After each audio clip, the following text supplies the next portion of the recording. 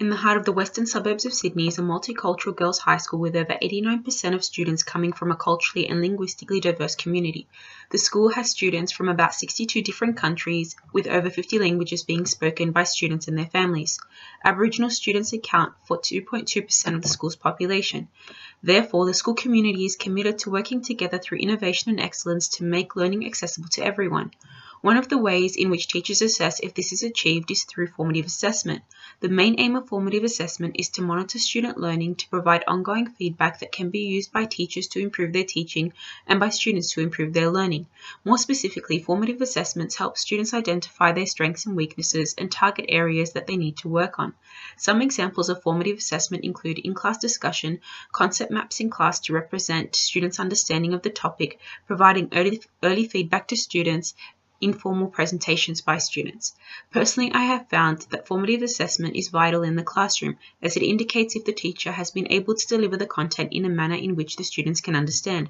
It is also an indicator to the teacher of the students who have fallen behind and those who have excelled. One of my favorite forms of formative assessment is using a program called Kahoot that allows teachers to design quizzes online in which students can answer as a class on their own device, and the answers are displayed on the board. Students can see where they went wrong and why their answer was wrong. From my experience, I have found that students are engaged during this activity and often request it. After conducting the Kahoot with my students, I have been able to differentiate which students really understood the topic and which students needed help. Moreover, it allowed me to see the areas that I could have taught differently.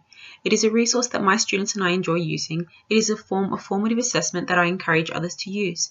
The effectiveness of using formative assessment has been acknowledged by teachers and educators all over the globe using blogs, articles, even videos.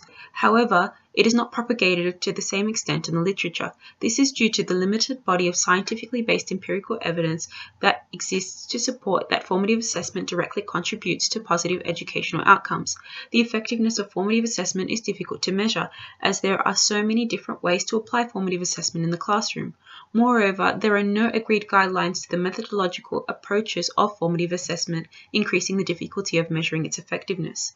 Ironically, the importance of applying formative assessment in the classroom is said to improve educational outcomes, though the literature has not yet proposed a unanimous definition for formative assessment.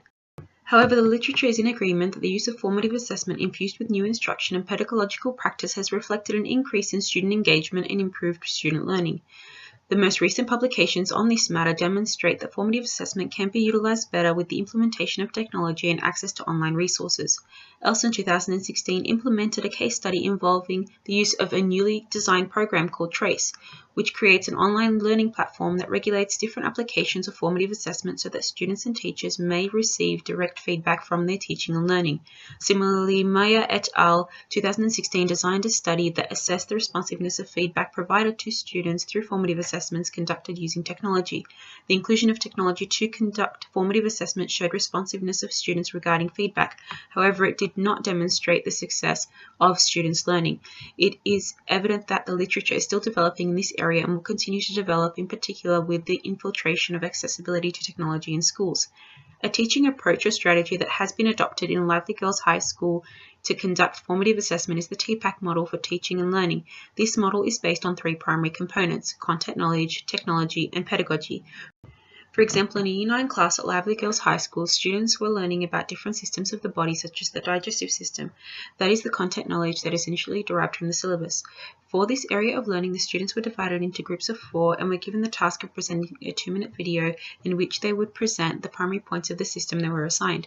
Students were provided with iPads for video making and research purposes. This is the technological use. As for the pedagogical application, it is a form of formative assessment to assess knowledge of the content and student skills, including group work.